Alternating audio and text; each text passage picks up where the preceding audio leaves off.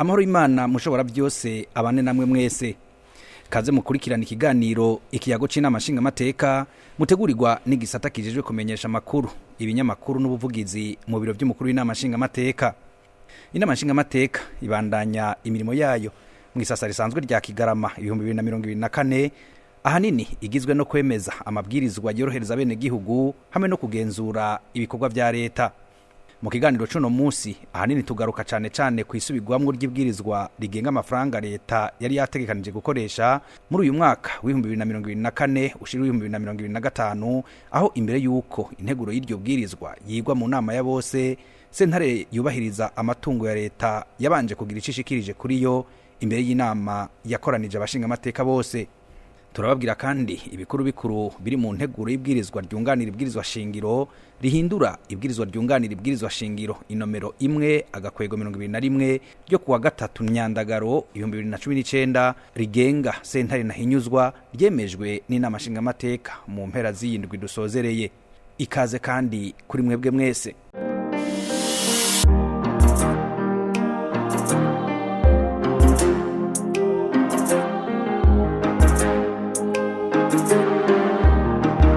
Ingingo ya 22 y'ibwirizwa rikuru rigenga iby'ubutunzi twita loi de finance mu rurimi rw'igifaransa irategekanya ko iyo mu gihugu habonetse amafaranga menshi canka kagabanuka bisaba ko integuro y'uburyo bwategekanijwe gukoreshwa na leta ihindurwa kugira ishobore guhura n'ibiharuro biba bihari. Ni muri iyo ntumbero rero leta yatunganije isubirwamo ry'integuro y'ibwirizwa rigenga amafaranga yari yatekanije gukoresha mu mwaka w'2024 ushira 2025 aho imbere yuko iyo nteguro y'ibwirizwa yigwa mu nama nshinga amateka nkuko bisanzwe sentare yubahiriza amatungo ya leta yabanje kugira icishikirije kuri yo mu nama y'abashinga amateka bose yabaye ku munsi wa mbere igenekerezo rya 23 Kigarama 2024. Umukuru wa sentare ijejwe kubahiriza amatungo ya leta Generose Kiyago akaba ari we yari umutumire kugira ngo ashikirize uko iyo sentare ibona iyo nteguro y'ibwirizwa risubiwemwo.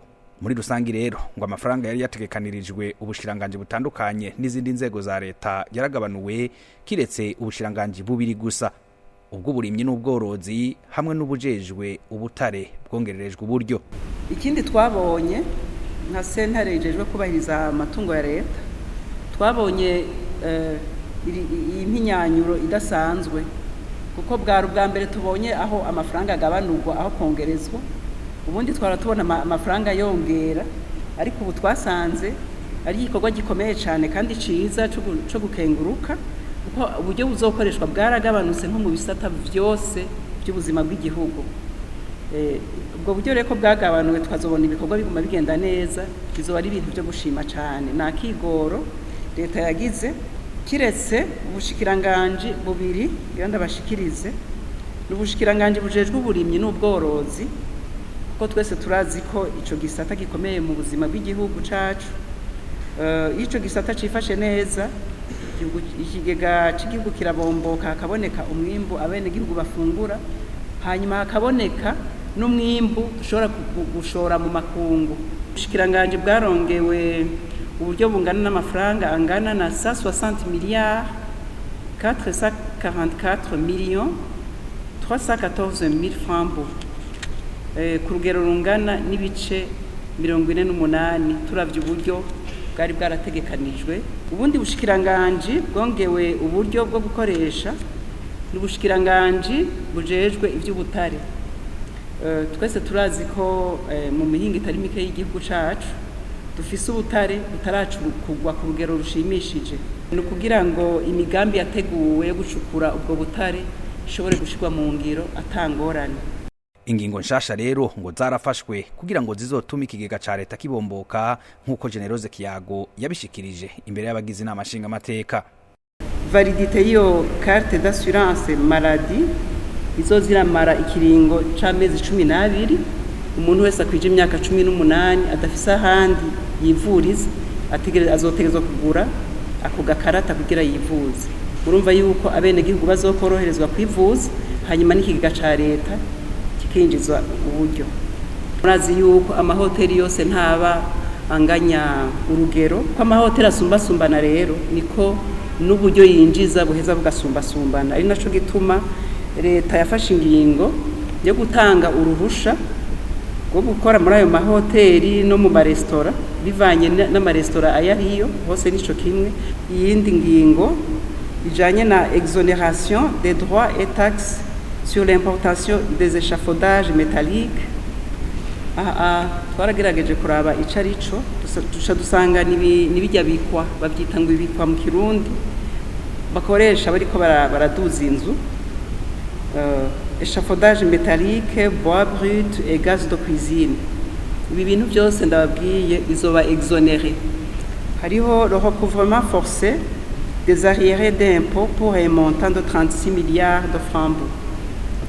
Iyi recouvrement forcé twiyumvire yuko leta yafashe ingingo kubera yuko yabonye yuko hariho abantu badandaza ntibiteho kuriha amakori n'amatagisi, ugasanga bafise ibirarane by'igihe kirekire canke ibirarane bituma ikigaga cy'igihugu kitinjiza amahera n'amafaranga yasigaye ku mafaranga yari yaratanzwe kugira ngo bakinge ikiza ca COVID-19. Ayo mahera rero hariho horika yasigaye mu kigaga ca leta y'u Burundi yafashe ingingo yuko ayo mahera nayo nyene azokoreshwa. Iyindi ngingo yerekeye accélération de la généralisation de la machine électronique pour la maximisation de la collecte de la TVA. Iyo sentare kandi yasanze uburyo bwinjira mu kigega ca leta bwaragabanutse bitumwe n'ingingo zafashwe na leta mu ntumbero yo kutaguma izerinze. Kubera ko rero hari igihengeri kigaragara, leta ngo yarategekanije uko izogikuramwo nkuko vyashiguwe na Generose Kiyago. Leta ngo izokwikora ku bagwiza tunga b'abarundi n'amabanki, ivyo bita endettement intérieur mu gifaransa, ikazobasubiza hariko inyungu kugira ngo ibikorwa byose bibandanye bigenda neza mu gihugu. Tubashimye iki cegeranyo mudushikirije, twumvise ko mutwijeje ibintu bishoboka. Muhegeye mutubwira muti ati biramutse bishitse iyi nteguro igashobora gushigwa mu ngiro, turaba ivyo aho amafaranga azova yoshobora gutuma igihombo deficit, igihombo kigabanuka ku buryo gishobora no guhera.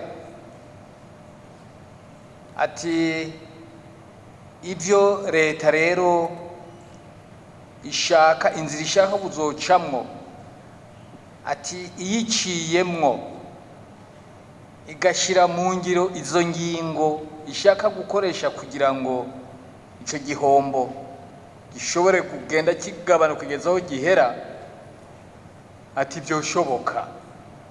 Iyo umuntu yumvise tumaze kumva nako ingene aba investisseur abashoboye ushaka gushora imitahe yawo mu Burundi, ingene bifuza gukora mu Burundi n'ibisata bashaka gukoreramwo, twarabikurikiye twese.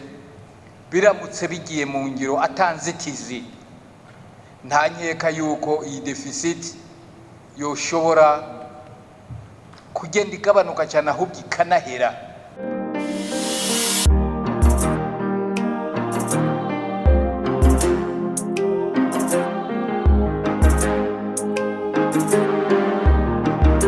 Ku munsi wa kabiri igenekezo rya 24 Kigarama 2024 niho inama nshinga mateka yiga yongera iremeza 100% integuro y'ibwirizwa risubiramwo ibwirizwa rigenga amafaranga leta yari yategekanije gukoresha mu mwaka wa 2024 ushira 2025. Umushiranganje mu vyajejwe harimo ubutunzi, umushinga mateka Nestor Ntawontuye yari yaserukiye leta, yabwiye abashinga mateka ko ihindurwa ry'ibwirizwa nkiri riva cyane kwigurirana canke igabanuka ry'amafaranga mu gihugu bigaca bituma haba ukujanisha n'ibiharuro biba bigezweho. Akeshi rero ngo bigategwa niyo habonetse ibikorwa byihuta bitari byarashizwe mu byari bitegekanijwe, gutyo bikaba ngombwa ko bizanwa mu nama nshinga mateka kugira bihinyanyugwe. mu nama ya bose yari hagarariwe na nyeniteka Gerard Daniel Ndabirabe byaragaragaye ko ku buryo leta yari gukoresha harimo igihengeri, aho umushiranganje ajejwe ubutunzi akaba yaramenyesheje bimwe mu byabitumye. Ubwa mbere nuko tugitangura umwaka mu kwezi kw'indwi twasanze hariho abantu benshi batarishwe, no kuvuga les factures impayées, bica bituma mu misi ya mbere dusohora amahera menshi mu kigega ca leta kugira abene gihugu bashobore kurihwa. Hariho kandi rero n'ama recettes atashoboye kuboneka, ndetse n'ibikorwa vyagiye birakogwa, ugasanga ivyo bikorwa bikozwe ari vyinshi bitajanye n'uburyo buriko burinjira. Harabaye kandi yuko abatanga amakori batari bake batashoboye gutanga amakori nk'uko ikigobere cari cayaciye abo bantu. Harabaye rero n'iri hinduka mu kw'isi ry'ubutunzi, novuga n'uburyo bwo gutoza amakori novuga buteye imbere, bimwe tuvuga vya digitalisation canke tuvuga gukoresha ubumashine butuma amakori akurikiranwa ku mwanya butabandanije bukoreshwa mu gihugu cose kubera butabonetse bikwiye. Iyo nteguro y'ibwirizwa yizwe hisunzwe imigambi mikuru y'igihugu yateguwe mu by'iterambere ry'igihugu PND yo mu kiringo cyo mu mwaka wa 2018 gushika mu 2027 hisunzwe yambona kazoza yo mu 2040 no mu 2060. Ikindi nuko yisunga wa mugambi wo gukoresha uburyo hashizwe imbere ivyihutirwa budget programme mu gifaransa, kandi hakarangurwa ibizana umusaruro ugaragara mu bisata byose. Naho biruko rero igihengeri ntikibuze nkuko umushiranganje Nestor Ntawuntuye yabimenyesheje abashinga amateka. Uyu mwaka rero habuze imiliyaridi 521 n'agace kamwe, mu gihe iyahora ihinduwe yari ifise igihengeri c'imiliyaridi 449 n'ibice bitandatu. Bitegekanijwe ko ico gihengeri kizibigwa hakoreshejwe uburyo buva hagati mu gihugu imiliyaridi 398 hamwe n'ingurane zizova hanze y'igihugu zingana imiliyaridi 123. Mu zindi ngingo umushiranganje ajejwe ubutunzi yavuze zafashwe kugira ico gihengeri kizibigwe harimo kwishyuza ku nguvu uburyo bwose leta iheraniwe ku ruhande rw'igisata ca OBR. Ni ngingo rero zijanye cyane no kuraba abantu batahora batanga amakori, nabo nyene tukaraba ko boheza bakayatanga kuko baba bayaciye mu bene gihugu, no kugwanya cyane novuga ibidandazwa bica mu kinywabi, ndetse no gufasha gukingira amahinguriro yo ngaha mu gihugu cacu kugira dushobore kwimbura byinshi. Hari rero no kutunganya neza amahera tuzoba twaronse mu ngingo twagiye turafata. Hari rero no kubandanya dutoza amakori na cyane ikori nyongera agaciro TVA. Twarashizeho n'izindi ngingo zivuga yuko inzoga zizoba zivuye hanze zizoheza zigashirwa ko amakori cyo twita surtax, kugira inzoga nazo zo ngaha mu gihugu zishobore gutera imbere cyane, ndetse n'amayindustri zikora ashobore gutera imbere. Twarabonye kandi yuko ibyo kugira amadeni cyane kuri TVA byoheza bigahagarikwa kugira leta nayo iziratora agahengwe.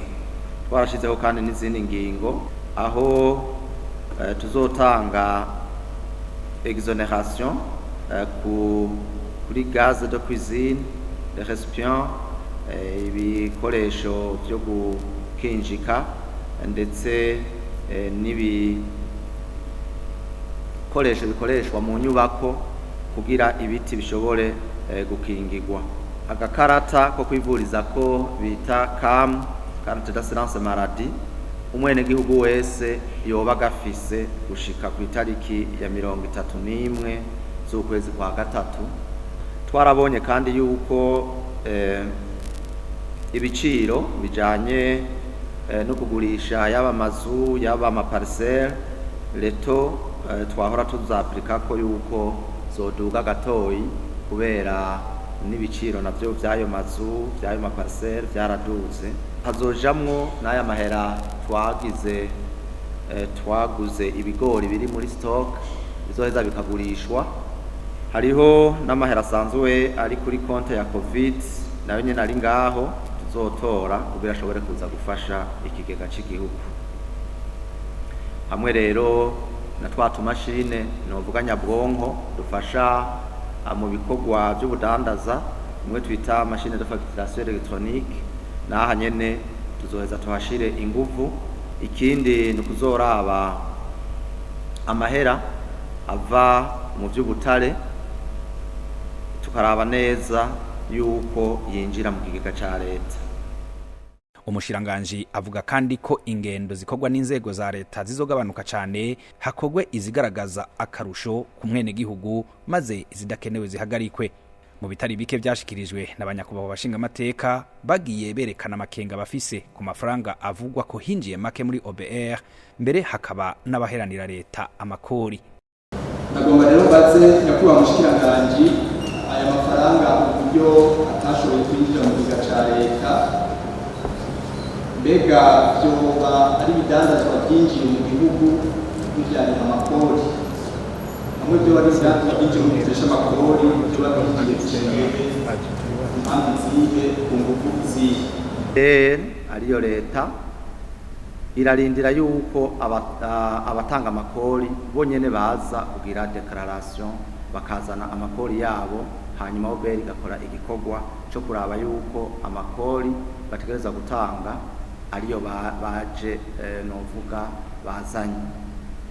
Hariho rero abusanga kandi nabo benshi biyobagiza canke amakori bakaza bagatanga ibiharuro mugabo ntibace baja kuyashira kuri konte, ukaca usanga rero yabaye menshi kuri bo. Ngira turi mu mwaka wa 2 canke wa 3 turi muri budget programme, ntivyumvikana rero ingene ari yereza iguma ziba nyinshi, no kuvuga yuko hari ahantu bitagenda neza. Tukibaza tuti mwebwe nyakubahwa mushikiranganje twovuga ko mugifise amaraso ashushe, ico mukirabe gose, kuko mu gihe ari yereza uguma ziba nyinshi twitwa ko turi muri budget programme, no kuvuga ko hoba hari ahantu hari ngorane. Nkibaza nti binabandanije uko turiko turaja muri ya ntunganyo nshasha y'intara n'amakomine, bizohava naho nyene bitugora ko twohava dushika kuco umwene gihugu yifuza. Nivyo muri iyi ntunganyo y'integuro y'ibwirizwa twazanye ngaha twaragerageje gushiramo article yogerageza kugabanya aya ma arriere. Twanabivuze yuko abazozana amafagitire nyuma y'itariki 10 bizoca bisaba yuko ubwo bushikiranganje bufata ayo mafagitire bukayabudgetiza mu mwaka ukurikira, ntibibe desariere. Mugabo naho nyene tubasaba yuko izo fagitire zitobaho, uko amakontra muri performance bisaba ko bayakora hakiri kare, kuko bije twayibahaye hakiri kare mu kwindwi. Nta kuntu rero byo kumvikana yuko ibikorwa biza akumusuragiranyo wa nyuma. Kuvyerekeye idindizwa canke iburabuzwa ry'irangurwa ry'umugambi wo kurangura ibikorwa hisunzwe uburyo bijana budget programme mu rurimi rw'igifaransa, nyene iteka umukuru w'inama nshinga amateka avunira kagohe uwo wese iyo babifisemo uruhara. Kijanye na budget programme iri kurakoreshwa mugabo amariyera akabandanya aba menshi, ni ibintu nuko bivuga uko biri, nuko hariho abagwanya budget programme. Kandi duhereye no muri ministeri ya finance bari hano bariko baratwumva, mukosore mwikosore ubwo umushikiranganje nawe arabyumva, arazohindukira abasuzume neza. Cyo kimwe no muri obere nuko nyene, kandi obere nayo nyene nimwe muyijeje. Abashinga amateka basavye umushiranganje w'ikigega ca leta gukurikiranira hafi uburyo buva mu butare kuko ibitigiri by'uburyo bubivamwo biteye amakenga, hamwe kandi no kuraba neza ibikoresho bivugwa ko bishaje cyane mu kigo kijejwe kwegeranya amakori n'amatagisi OBR. Kuri ivyo byose umushiranganje Nestor Ntahontuye yishuye yaremesha abashinga amateka ko hari ibimaze kugaragara ko bikorewe ko ibintu bizogenda neza, abemerera ko vuba bikosorwa kandi n'akarusho kakaboneka. Abashinga amateka rero barashimye imbono ya leta, mbere integuro y'iryo tegeko yemezwa 100%, ariko rero bagasaba gushira inguvu mu kugaruza amahera yose ya leta. Nitwiha amashi murumva ko twemeje 100% integuro. Ari impamvu tuyitoye 100%. Mugabe igisigaye nuko ari kugira inguvu. Twumvise ko ari kugira inguvu cyane kugira ngo tugaruze amahera y'igihugu. Murabyarira babatumye iki tubabwiye ko twavuze nk'abashinga amateka ko bo batiza inguvu, inzego zose zibatiza inguvu. Nyakwa mushikiranganje muje w'ikiga ca leta no kugaruza ubutunzi bwa leta.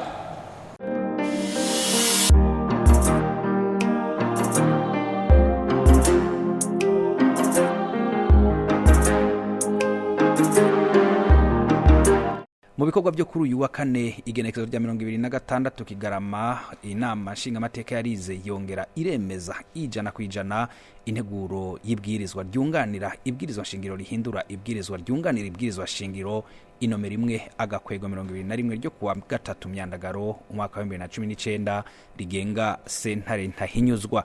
Mu bikuru bikuru biri muri iyo nteguro ni cyane ingingo nshasha zongewemwo hamwe kandi n'izindi zakuwemwo. Muzongewemwo twovuga nk'ijanye n'icicaro ciyo sentare, aho bahinduye ko kiri mu gisagara ca Bujumbura gishigwa mu ntara ya Bujumbura yagutse, hisunzwe rya tegeko inomero 1/5 ryo kuwa 16 Ntwarante 2023 ritunganya imbibe z'intara, amakomine, amazone, imitumba n'amakaritiye mu Burundi. Hari kandi imyaka y'umucamanza wo muri sentare ntahinyuzwa yavuye ku 8 ishigwa ku 10 kugira hashigwe imbere uburambe na rirya iyo sentare ariyo yanyuma umuntu yitura. Iyo myaka ikazokwisungwa kandi no mu kugena umunyamabanga mukuru wa sentare ntahinyuzwa. Iyindi ngingo yerekana uko umukuru wa sentare ntahinyuzwa no mushikiriza manza kizigenza wa Republika bakugwa mu mabanga, hamwe n'ingene abacamanza bo muri iyo sentare ntahinyuzwa no mu maparake bakombogwa mu mabanga yabo no mukuru w'igihugu yisunze ibishikirijwe n'abagize urwego rukuru rw'ubutungane.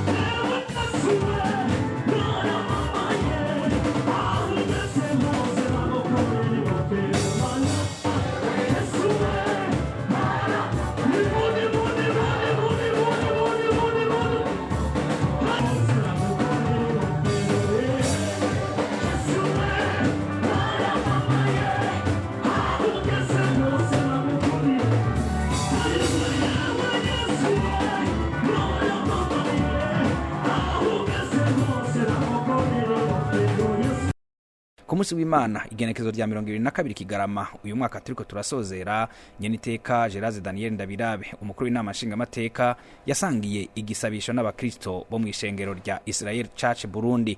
Icivugo c'urufatiro cavuga kiti ivyo Imana izogukorera ni vyinshi cyane gusumba ivyo yakoreye abakwitangiye imbere. Umuvuga butumwa Vital Nzubahimana yatanze inyigisho zishimikiye ku vyuko Imana ishobora gukura umuntu aho atazi ikamushira mu kibanza c'icubahiro mu kanya gato, itarinze kuraba igihagararo afise mu kibano canke kahise k'abavyeyi biwe. ku buryo abantu bose bamutangarira.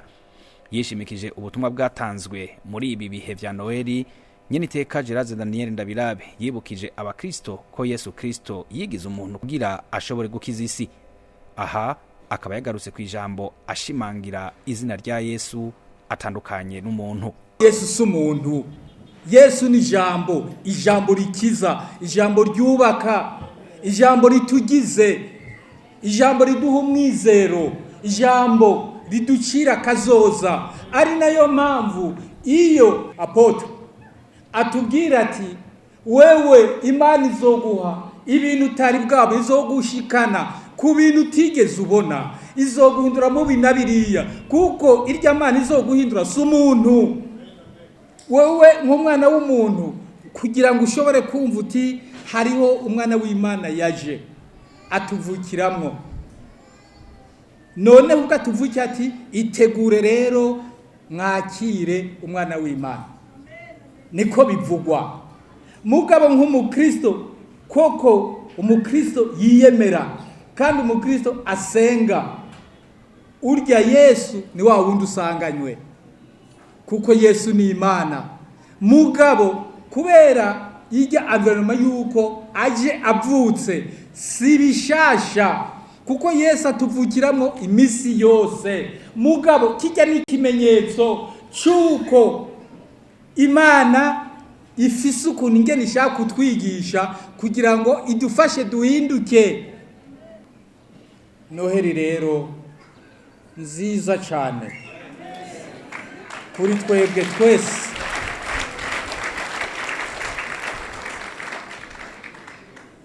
Noheli itwibutse aho twoba twaribagiye, cyangwa aho twoba twarihenze, cyangwa aho twoba twarakoze ikosa. Noheli itubera igihe cyiza cyo guhinduka. Reka mpereze hano tubifuriza zororonerwa muri iyi minsi myiza. Nyeniteka yahamagariye umwe wese kumwakira kandi agategura ikibanza cyiza mu mutima aho ashobora kuganira n'umwana w'Imana. Ati wamuciye bugufi imbere y'Imana kandi uyisaba ibyo byose ukeneye, nayo izogukorera ibirengeye ibyo wizigiye, kuko ari Imana ikora ibidashobokera umwana w'umuntu.